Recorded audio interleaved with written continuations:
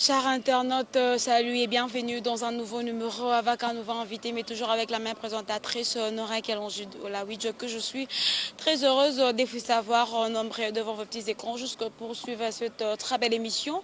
Mais c'est aussi Tindika TV. Donc, je sais que tous en apprennent au Tindika d'information, tous en apprennent au Tindika culture, tous en apprennent au Tindika d'information. En tout cas, merci beaucoup à celui qu'on appelle Papi Kelly et Rifan Kishombe. Merci beaucoup à celui qu'on appelle Michael Lubanza, Michael Z. Moi, je l'appelle toujours le Z. C'était Lubanza. Voilà. Sachez qu'il ne s'agit pas d'un musicien, il ne s'agit pas d'un porte-parole, mais il s'agit d'un confrère, donc Alain Delépilove. Alors, c'est avec lui que nous allons essayer vraiment de la Ouija. Raison pour laquelle je vous demande déjà de ne pas zapper. Sur son blague, vous ne serez pas déçus. Je sais que Patrick Amoul est déjà connecté. Marius Matembele est déjà là, très branché. Merci beaucoup à celui qu'on appelle Chibangu, mon petit frère chéri en tout cas. Voilà, je sais que vous êtes vraiment tous branchés en ces moments. Voilà, sans plus tarder, nous allons déjà recevoir notre invité, Pilov Alain Dele. Bonsoir Alain. Bonsoir Nora Lawidj. Et puis je profite de l'occasion pour nous présenter le meilleur Nanga. Et puis Nabanegotu Oyo, dans l'occasion Talabiso. Je commencerai tout d'abord par vous présenter ma excuse par rapport à l'année 2017. C'est vrai, c'est une année où il y a eu beaucoup de problèmes et puis comme l'un des actes c'était une bêtise. Donc on a vraiment balimbisa na mabewana. Et puis, merci une fois de plus à Mandekoto soutenir en 2017. En commençant par la disparition de Papa Nanga, tout soutenir Kinga, merci. Et puis, na Oloba Susu, merci na boss Raf Ngindu. Donc, boss Raf Ngindu, c'est grâce à lui, ne batubele va découvrir. On a déjà journaliste, mais pour Mokili et Mona, Baeba, eza ponaï. Donc, boss Raf Ngindu. Merci beaucoup. Yona maman, la famille Mobimba. Donc, et puis, meilleur vœu na chancel Mbemba. Voilà, meilleur vœu na chancel Mbemba, chancel Djogo Munene. Alors, puis le ça vraiment besoin à moi Sima, puis là, vous bandit Moussala au camp, et puis qu'est-ce qui t'avait motivé il y a au tracé chemin au. Déjà, commençant par ma famille, je voulais plus faire la littéraire. Et comme on a appelé Papa Loko pour Mingi. Alors je me suis dit, mais oh, papa, à chaque fois qu'il présentait ses émissions, moi j'étais là accroché. Ah, papa, vraiment, c'est un super. Et je me suis décidé de faire le journalisme. Il fallait on se renseigner pour être journaliste, il faut les caparni, ni. Voilà, on est là, on a penzela, on a la télévision, on a la radio. J'étais en troisième des humanités. Après, on a eu la télévision. Là, c'est à Bettina, on a Dalida. Et après, tu as classement quand même. Donc, ils sont aînés, on a Msika. De là, après, on a mixé donc, les études, et puis le boulot, les études de la presse. Tina SAP, dans un diplôme dans l'université, mais toujours la TV. Je suis passé par TKM, Raga Plus. J'ai assisté également en ouverture à plusieurs chaînes, Telnet, Horizon 33, CCTV. Donc, et après, je me suis décidé que faire les bandes. Et quelle bande na bande sur ma classe, ma formation.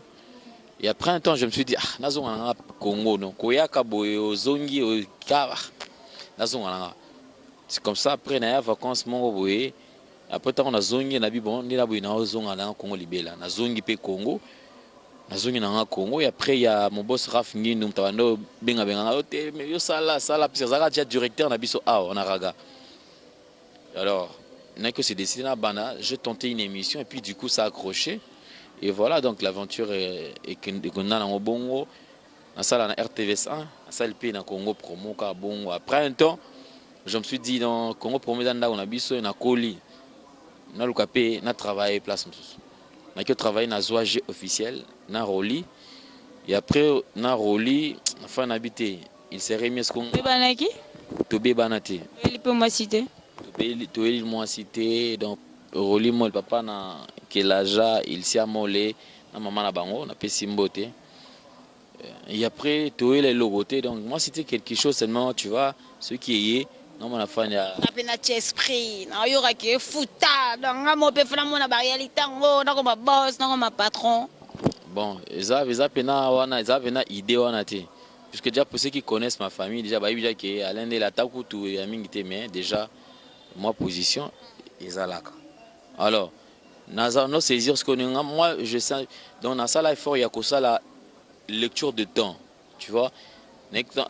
Tant haut dans ça là tant haut dans ça là et voilà na sala sana no saisir ba temps na tout pam papé et simba. Nous on peut le lot continuer à travail. Olobi idole no pena na mondo ezaneti nani? Lukunku Sampo, papa Lukunku Sampo. Mbote place à ça. Et puis il y a des modèles, on a Landa, le journaliste, on a Fandi, je me dis non, non, franchement, c'est un bosseur. Marius Muhunga, le véritable MM, de travail péné na TKM, on a baïné na biso. Marius Muhunga, et maman na biso, mamie il est là, 20 ans de carrière à RTNC. Puis Popol Mukelenge Popcorn na pesi pe mbote. Ce sont les aînés bateau total à pena à te. Il faut n'alanda local. Alors faut le problème est ça. Alors Alain, parce que quand tu te dis que non, on me dit que non, il faut se sentir non capable de rester assis. Dites-nous un peu parce que c'est difficile pour nous ça pour nous romantiques gérer site nayomo c'est facile, il y a des difficultés ou c'est très simple. Dans la vie rien n'a jamais été facile. Tu vois, rien n'a jamais été facile, mais seulement quand tu aimes quelque chose, tu peux. Tu vois, c'est lui qui aime peu. Tu vois, et si tu veux, tu peux. Alors, mais c'est pas facile. Je ne vous conseille pas tout qui va ça là. Je vous assure qu'il y a beaucoup de choses. Ils ont un sacrifice, c'est belé, il faut ça là-dedans. Mais ceux qui ont une vision, on peut se payer provision. Parce qu'il faut parce que l'anglais dans un mangosanine. De ce genre quelque part, on qui aux un bon tranquille. Bozoyo kana. Pourquoi que ça la cite? Fanda na yo pena fanda cha esprit place wana egosi. Ngapna na cha na esprit na tindira TV dans celle suite on a umeli. Donc merci beaucoup à celui qu'on appelle Papi Kirifa qui sombe voilà. Voilà donc tindi yo fan no awa fanda. So ba osola bandeko pe bakolo ba site ba sola pena bandeko msusu bien pour permettre à ta moi vie ta la kaka. Donc c'est tout ce que moi je peux dire dans la comédie. Moi c'est pas facile. Même mieux ben si nos foot à rappeler va travailler on a yo parce que y a patron me soupe la kaka. Bien sûr que c'est facile, c'est difficile en fait. Mais du moins le minimum tout ça qui s'est raté. Puis ça surtout que surtout dans la cité que ceux qui ont mené tu vois. Donc toi dans nos débuts 6 mois, toi qui 6 mois donc c'est bon. Ça m'a son acha lobo quoi. Parce que pour ça la ndenge ni pilo vieux na Kinshasa. Si YouTube ango ezalaka mingi contrôler libanda, je sais pas, ozana mutu moko alandela rayo bokabola ba pourcentage ou comment? Non, ils ont bon côté. Mais seulement le problème est que il faut d'abord un mutu oza crédible, tous en des communiquer à qui rendre service, à fond le compte bancaire kuna et après va coordonner surtout au Tchad dans les procédures et après on a mais tu vois que sur la carte visa ta a correcteur non bon on a yo tu vois les abons soit au cas contraire mutazo là bon qu'on a tinde la rayo et donc et ça c'est un sens wana mais c'est pas facile mais sur ça moto ala motema malamu qui alinga aider yo à ça là on sans problème. Alors vous avez parmi les chroniqueurs internet ou vous avez quoi apprécier je sais pas mais après un temps apparemment tu peux comment qui nous tient emballé dans moi bazoba ala sali boye ala lobby boye c'était dû à quoi par rapport aux aura buzz tout ça est dû à quoi et ça maman aux buzz mais je pense que ils a certaines personnes de mauvaise foi on va se décider peut-être ba nuire yo tu vois ba combattre yo heureusement penza mais pas ça peut ba trouver une occasion té ba bundi ba combattre mais après et simba na ngote ba Karine obebani na ba Gloria ngas connaître ko beba na hier j'étais avec Gloria nazala na Gloria ba mona Gloria pas na ngana ndako ça Karine Gloria Karine c'est ma petite sœur a petit nanga omoni Karine azana mamne wa salaka ozomona. Mais seulement il y a certaines personnes mon côté à l'inde de la ligne à côté on y va qui là il va trouver bande on a tout à poto tu vois mais du moins c'est tout toi na carine te bête sur 4 normal te sur live c'est normal On a un problème na été, il y a un problème na été. Je venais de dire ça tout à l'heure. Meilleur journaliste, c'est Internet. Et ça, Cynthia Kapache, année 2017. Journaliste, est-ce qu'on remet nani pour bien savoir meilleur na bateau ba faible est-ce qu'on remet nani et comme ça va tout. Comment on a que journaliste à zone de c'est-à-dire chroniqueur on dit mamninga chroniqueur. Tu vois, c'est que msala ngai na 2007 na sala qui Cynthia Kapache sala qui. Parce que pour nous tabon pour nous boya. Tu vois, il a réussi pratiquement ce baba artiste seigneur surtout à Mineno. Et puis il était vraiment au four et au moulin. Elle était présente na eloko tout. Parce que mutabon au boya ne au boya était ils ont dit boy sanga que non ote alendele oyo ne sina boya Karine. Karine a la journal chroniqueuse ou à l'équipe a chroniqueuse tout. Na ya mi na ba chroniqueur. Karine à l'équipe on a succès. Ah, numéro 1 a succès. Est-ce que au boyango tu as vérité que les gens souffrent aussi ceux qui comme la tour am tout la vérité. Ozomona ceux comme la tour am tout ote bon ote glory online. Asala msala na ye très bien. Asa parmi ba journaliste wa sala msala bien. Bah grâce à mon parlement journaliste wa sala msala bien. Bah ça peine à succès na bango. Tu vois? Mais en parlant du succès top. C'est ça Karine Mokonzi. Ça on sans polémique. Tu vois? C'est la vérité pinga ko otenga boy ote Alain boy donc moi je suis sans parti pris. Natika la pinna no kobeba na mutu te. est-ce que songi yango ya yo ezala ya nini yango C'est ça que je suis en train de dire. Traiter songi pour ani Batreta kate congolais aza aigri. Depuis dossier mon et salama ba fille bando sola. Moi je suis véridique na loba kaka vérité. peut-être que vérité me soupe blessé on lobby vérité Vérité blessé kate bien sûr mais ba ebité zalaka nini. C'était que bato bazo bongisa tozo bongisa makambo.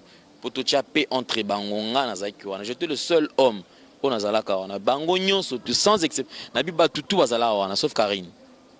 Ozomona batutu bafinga na bazala wana sur place. Ngana ocha kimi entre bango ba yokana OK. Mutuna mutalo ba mabe.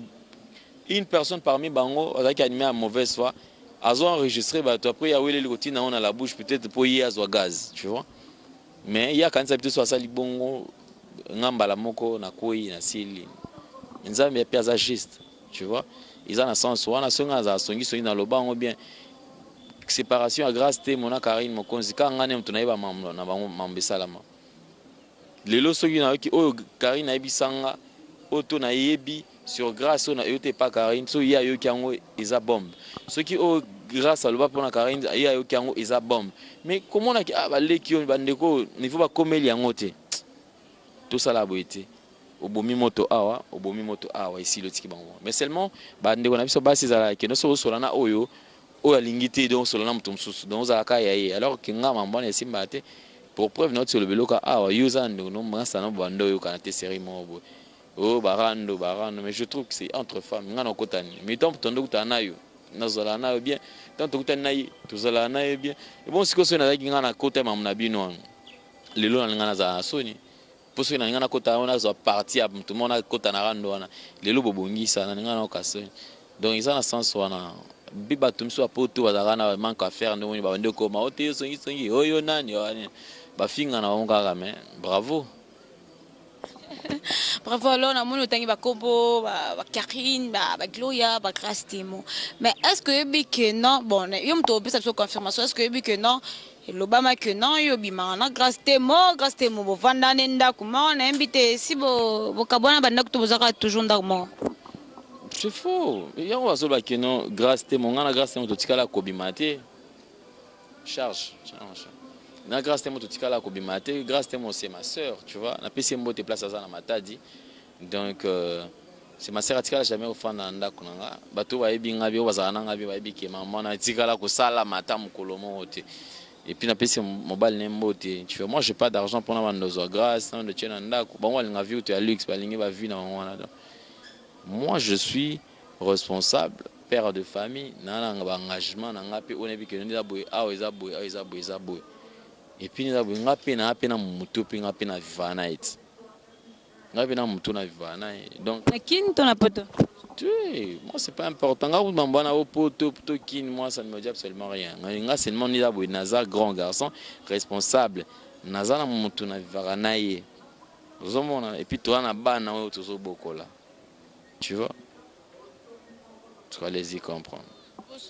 Moi, si yo, non, ils important pour nous le kinto tengi qui te biso tanga kombo te quand même. Moi, si on a dit que John anga zarane na kin, abi John anga na kin.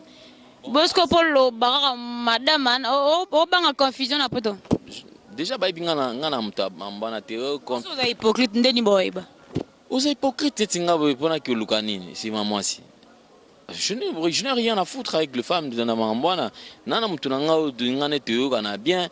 Tous à la pépélé et tout. Moi, je suis pas un commandeur ni un coureur de jupons.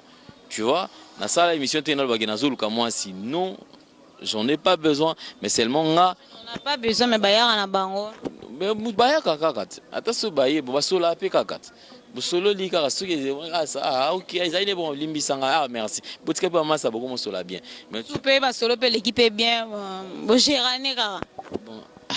Parce que yo zaja occupé ça na mutu na yo o gérane sundengeni mais pas de problème année prochaine ngana obala année prochaine ngana obala donc tant on obala va te comprendre azana poto to azana Congo love to vanda ka boye net ka ntande to zapara na biso vandi na butu na ta émission na moni chroniqueuse na yo humilié zonga boye sala bo ozala complice to ndeni. On a vu un maman à côté, tu vois. Ils ont un basi donc ils n'ont ça la maman. Moi je trouve qu'ils ont bon. Ils sont les Zélandais. Ah, bon ça va délire là maman. Bon ça va délire là maman. Et puis il y a un monde qui a télé-réalité, il y a la baronne mondiale, Karine Mokonzi. Tu là, on respect quand tu m'as cassé. La baronne. Non, c'est ce que je dis. Karine a tiré la côté dans sens elle peut dire tout ce qu'elle veut, mais c'est ma soeur en fait. Au cas d'émission, on a ma belle moto.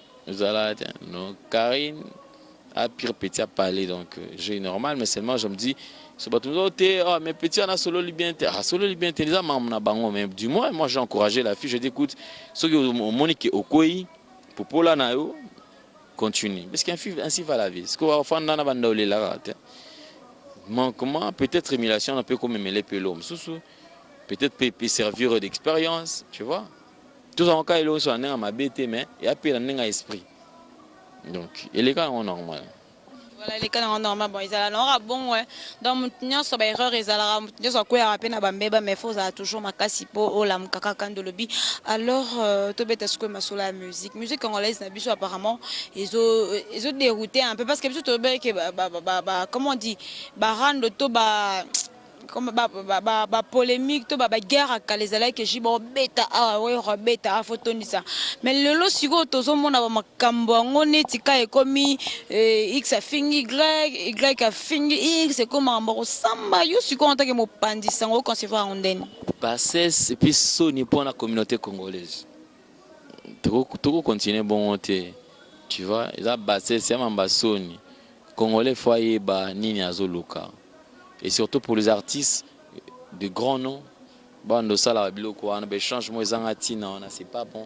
Donc je crois quand même polémique à JB déjà et les cas polémique surtout. Aujourd'hui, on n'a pas besoin de faire une polémique peut-être pour musique et mata. Les lois yemba neti faire les lois yemba danger. Les lois bunda yemba pesa la makamneti mamba ozo mona ke comme ça va tourner ti falia au salango et le rey. Tu vois? Bunda sala mambo ba vivre rambo basala o ba ventoni basala le reste ça on a tinate o bokangi sana o basala boy ils ont n'importe quoi ils ont ça sonne la communauté congolaise deux stars congolaises ba sala mambo bon c'est là le big pesa que no bisopé ba question na bisopé à moto tout na ba invité ils ala un peu ba question moro malhonnête tu big non question na tout na mutu question oyo ils ma bête mais aux autres tout na je sais pas yo makamane comme la côté nga déjà to na babi ke nga na za impartial mon so moto ibi msala na yo artiste a manipulé te bande ko bazala plus manipulé par artiste pourquoi parce que abi ki artiste peut-être tu vois mais kobani chroniqueur to na ba chroniqueur to ndi manzala fondi mako kemba so kembi un jour nzamba songa mutu to linka lelo aye ala takaka bien lelo aye asomba voiture lelo aye azala boy lelo aye azwa 100 azwa 200 ya Fondi Maokemba donc eza soni mpona bandeko wana bachroniqueuse oyo na bachroniqueur basala mambo wana il faut batika parce que bazofragiliser culture ya mboka na biso. Donc biso tokobundaka ke mosala ekende liboso epi esalama bien, mais seulement baartiste musicien balongwa na bango na kati ya bêtise wana mpo ezoboma nde culture epi ezokitisa valeur na bango. Voilà, conseil mort à prendre ou à laisser, parce que Big un qui dit ça. Mais tout le monde a peu que non, tu bêtis tourne Afrique du Sud, tout le monde dit que non, fallait à Bomisi Moutou pendant un concert, combattre boy, fallait bêta, fallait na quitter tu test na ye, netkara, ba mettre na ye ba télé beni moutona, ba tubi bambeli. Fally Ipupa c'est un grand. Fally Ipupa c'est quelqu'un qu'il faut respecter, tu vois. Fally Ipupa ça il y a collaboration il y a Makasi. Il y a certaines portes où les artistes et musiciens sont encore franchir, il fallait payer moi à franchir. C'est quelqu'un qu'il faut considérer, il faut battre, tu vois. Et donc un criminel artiste, c'est disparition, mort d'homme, c'est pas de la blague, hein. Mort d'homme, la blague. Donc mes sincères condoléances, la famille à Maître Pichou, Falanga, en tout cas, bande surtout, bazala na bon na kimia. Et puis place Oyo, maman et Salami Nora. Fally devait se produire en showcase. Showcase à concerté. Et à l'occasion d'ouverture, il y a boîte. Il fallait se produire na Gombe, la ville. Baki ou bon mettre, se produire na Gombe et puis dimanche. Mais vendredi, babomi neti mettre, babomi na ba na comment on dit neti massi. Tu vois, neti massi na distance wana. Et puis les gens vont dire et puis que tu Fally Mutabomi. Dans chaque boîte, la boîte amenée tout en Afrique du Sud, ils ont une caméra de surveillance. Et puis Afrique du Sud, ils ont évolué, pays très évolué. Tokyo la police scientifique et élite. Police criminelle et élite. Bon ça la enquête si c'est réellement l'artiste, bah on l'accepte qu'ils sont artistes. Et vous avez temps bazo longa na mais la qui ça. Police scientifique, donc il ne faut pas étouffer artiste. Mais je pense que non, si on a combattant, j'ai l'impression qu'il y a un virus, il y a de faux, on va continuer à 4-4 va combattre. Si on a artiste et musicien, on va bêta. On va préférer baliaka sima. Alors que combattant, concept combattant, c'est un concept moko noble. Ils ont état d'esprit. Ils ont obatozo kanisa wanate. Ko kitsango ko minimiser on a bilo moi mikem ki ote showcase. Ah, tout le mamba mamba élection bino ko mamba showcase. Tu vois? Ils ont maman qui ça va combattant bon côté. Ba combattant a fondé ba tika ba jewana. Et puis aller encore loin, mutumo ozino armes, ozo charger armes, ozo ba kenote, ngani za boyote na obeta Fally Masasi. Vraiment je ne sais pas. Et je pense que même français mutuana lingala mutuana, j'ai l'impression qu'il y a congolais vena biso ate. Pour nani ko sa mamba ningona. Artiste wana zaka lelo bokenamboka, c'est-à-dire artiste azo vendre image et culture na biso libanda. Azo bunda. Yo kansi que Fally azo lukasu a besoin de lipa. Maman a long déjà. Alors il ne faut pas chercher à coller artiste et salité mon boy, coller et l'eau mon benamutu. C'est pas bon. Fally n'a rien à voir avec ça. Non, je dis si Fally Ipupa est inclus dans le Lokoana. Qui est de preuve, là, qui c'est la preuve, tu vois. Mais seulement il a bien été, il faut tout battre l'artiste en abisso. Je pense que Fally n'est pour rien. Sur Azala, qui va la image. Et puis par rapport à tout ça, tout bien que ça l'analyse. Ça prouve déjà qu'ils ont été. Et puis Fally a une criminalité. Tu vois pas que Obama, avec Obama, Maître Pichou. Et puis Maître Pichou a coupé qu'ils ont pour une hémorragie. J'ai l'impression parce que tant que pas soli wana, tu vas tirer quoi abandonner mon tout bon fandana. Tu es avec le longola. Tu ne trouves pas qu'il te fallait à couper pour une hémorragie. Donc ils ont bien été. Mais Nzambe azwaka lokumu. Un petit conseil na ba combattant na biso. Ba combattant bazala éveillé. Virus ça m'a bien côté na parmi ba on pendant ko ça batu na combat ba combattant. C'est tout ce que moi je peux dire. Alors, parce que déjà, tu as comme une souka, moi, ton écueil, conseil pour na bando na biso, na conseil na opesa ngapi na kati, ba chroniqueur na ba chroniqueuse. Loko tu ezo ça ezo côté l'homme il faut battre là. Musalo ya ngonde tata ya ngonde mama. Tu vas payer lobby pour na bino basi ba ke boza ba mère bo bota, ba na bino exemple nini bo pesa ba. Je ne pense pas que non le loyo boti mona na yo zo linge makasi mona ke mona na komi osala ki ndumba komi ko beba. Je pense que ça la crise comme bela ba tension tu peut-être qu'on fait avant pour associer mona na. Donc tu vas que non lobby to comme ba parents tokobota tozana bana ndako to sauver image et puis to batela musala oyo soki oyebi ke musala oyo yebi yango bien te sola na mutu expliquer que non ah talanga awa boye ba okipe ko aider bala kisayo ozomona eza nango mabe te mais vraiment courage na bandeko basala musala na bango bien basala mabe babungisa kaka. Voilà, quand même un mot de la fanatique na aussi et puis bambote to kabana biso. Pour la bandeko to basepela na musala na nga na lingi bango mingi. Je finirai par dire seulement pardon pour la nyonso tu mabe na sala na 2017. Songi sala ki o sengi no pardon. So na sala songi na sengeli yango pe pardon. Donc l'humilité précède la gloire. Je veux à ce que Nzamba tombolanga le sousne ngazo tombolanga. Merci na bino nyonso tout. Batutu batala nga neti Chancel Mbemba merci. Donc Maloris la congolaise, Chouchou Natati la femme d'affaires, l'impresario Claude Ndomba, Sia Janice Tachunga Mputu Banga Michori depuis Switzerland, ya Odilo Mampuya, Yama Rachel Musolongo, Pesimbote, ya Eva Moiré, ya Pichu Miezi na Chine, ya Roger De Mampuya, Baza Ebele et congolaise Malolo, Chouchou Natati la femme d'affaires. Merci. Et puis merci Nayope Moron. Merci Ndongondima qui est vraiment invitation. Voilà, chers téléspectateurs, nous sommes arrivés à la fin. Si vous avez vraiment aimé cette émission, dites merci à celui qu'on appelle Papi Keller, il fait qui sont, mais Papi Keller en tout cas, ce sont les deux personnes au bazar vraiment cher Nangai. Donc ceux qui vont making na bango mi balé bossu problème na Nora Kalonji la. Merci beaucoup à celui qu'on appelle Michael Ouzed, Gianni Célèbre. Merci beaucoup à celui qu'on appelle Thierry Mombayaman Africa Dali Daïtessa. Et voilà, quant à moi, retrouvez-moi déjà prochainement dans un nouveau numéro avec un nouveau invité, mais toujours avec la même présentatrice Nora Kalonji la que je suis. Voilà, donc comme une na souka déjà, donc voilà. Bah autre salaire bon on passe si balimbisa biso voilà. Ciao ciao.